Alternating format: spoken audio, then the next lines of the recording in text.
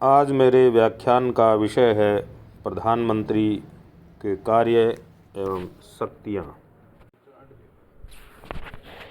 मंत्रिमंडल का निर्माता, संचालनकर्ता एवं संहारकर्ता। संविधान के अनुच्छेद 75(1) के अनुसार मंत्रियों की नियुक्ति राष्ट्रपति प्रधानमंत्री की सलाह पर करता है, अर्थात व्यवहार में मंत्रिमंडल का गठन प्रधानमंत्री ही करता है।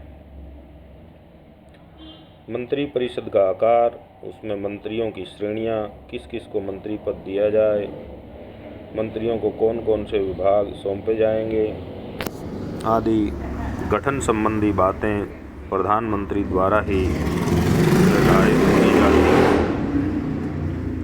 वह विभिन्न विभागों का निरीक्षण करता है तथा उनमें समन्वय स्थापित करता है। प्रधानमंत्री को मंत्रिपरिषद में मनचाहे परिवर्तन करने का अधिकार होता है। वह किसी भी मंत्री से उसे पद त्याग करने के लिए कह सकता है। वह किसी मंत्री को उसके त्यागपत्र न देने पर या बिना त्यागपत्र मांगे ही पद से हटाने की सिफारिश राष्ट्रपति से कर सकता है। प्रधानमंत्री स्वयं त्यागपत्र देकर संपूर्ण मंत्रिपरिषद को विघटित कर सकता है। प्रधानमंत्री मंत्रिमंडल की बैठकें बुलाता है तथा उनकी अध्यक्षता करता है। वह बैठकों का कार्यक्रम निर्धारित करता है। मंत्रिमंडल की बैठक में निर्णय बहुमत से किया जाता है, परंतु अंतिम निर्णय प्रधानमंत्री का ही होता है। मंत्रिमंडल के विचार किए बिना ही प्रधानमंत्री किसी विषय या प्रश्न पर सार्वजनिक घोषणा करके सरकार की नीति के निर्णय के रूप में उसे प्रसारित कर सकता है। प्रधानमंत्री कार्यालय एवं मंत्रिमंडलीय सचिवालय दोनों प्रधानमंत्री के नियंत्रण एवं निर्देशन में कार्य करते हैं। प्रधानमंत्री एवं मंत्रिमंडल के उपयुक्त संबंध के आधार पर ही जेनिंग्स ने प्रधानमंत्री को तारिकाओं के मध्य चंद्रमा की संज्ञा दी। रिचार्ड क्रॉसमैन ने तो यहाँ तक कह दिया कि मंत्रिमंडलीय या संसदीय प्रणाली को प्रधानमंत्रीय शासन प्रणाली कहा जाना उपयुक्त होगा। इसी प्रकार पंडित नेहरू ने कहा कि प्रधानमंत्री विभिन्न विभागों का निरीक्षण करता है तथा एक समन्वयकर्ता एवं पर्यवेक्षक की भूमिका का निर्वाह करता है। ब्रिटेन के लॉर्ड मॉर्ले ने प्रधानमंत्री को समकक्ष व्यक्तियों में प्रथम कहा है।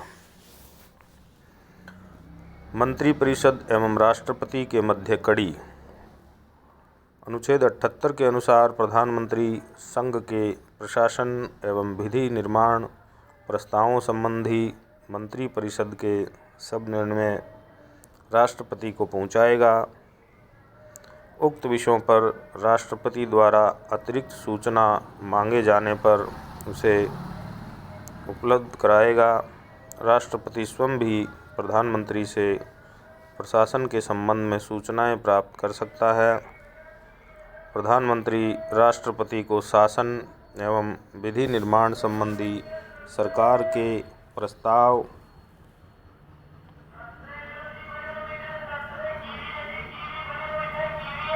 बाध्य नहीं कर सकता। प्रधानमंत्री द्वारा राष्ट्रपति के सुझावों एवं विचारों को मानना या न मानना प्रधानमंत्री पर निर्भर करता है। इसके अतिरिक्त मंत्रिमंडल के सदस्य प्रधानमंत्री की अनुमति के बाद ही राष्ट्रपति से भेंट कर सकते हैं। प्रधानमंत्री मंत्रिपरिषद एवं राष्ट्रपति के मध्य पुल का कार्य करता है, अर्थात मंत्रिपरिषद एवं राष्ट्रपति के मध्य एकमात्र संचार माध्यम प्रधानमंत्री होता है। प्रतिरक्षा संबंधी शक्तियाँ। ब्रिटिश प्रधानमंत्री सर एंथनी ईडन ने अपने संस्मरणों में लिखा है कि प्रतिरक्षा बहुत सीमा तक प्रधानमंत्री का विषय होता है। वह प्रतिरक्षा समिति की बैठकों की अध्यक्षता करता है। जिनमें सेवाओं के प्रमुख भी भाग लेते हैं।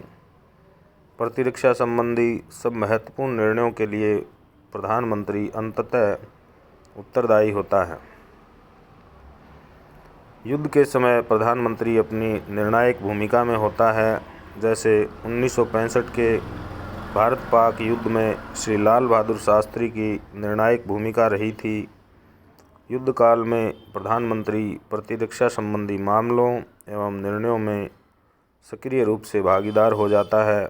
जैसे कि भारत पाक युद्ध 1965-71 के समय 1971 में एक पक्षीय युद्ध विराम का निर्णय प्रधानमंत्री इंदिरा गांधी का अपना निर्णय था।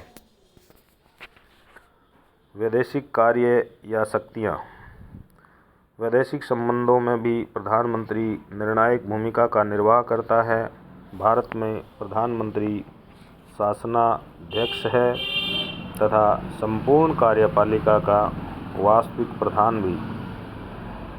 अतः शासनाध्यक्ष होने के कारण अन्य राष्ट्रों के शासनाध्यक्ष प्रधानमंत्री को ही भारत का प्रतिनिधि और शासन का वास्तविक एवं अधिकृत प्रवक्ता मानते हैं।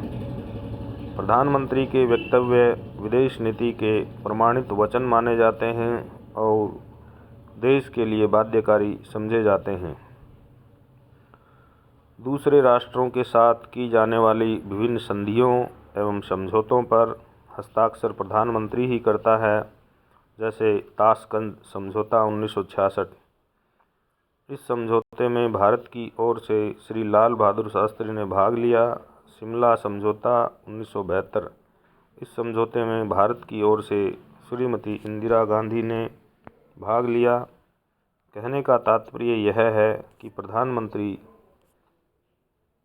देश की ओर से कोई भी संधि या समझौता कर सकता है। धन्यवाद। प्रधानमंत्री के कार्य और शक्तियों के विषय में शेष जानकारी हम अगले व्याख्यान में करेंगे।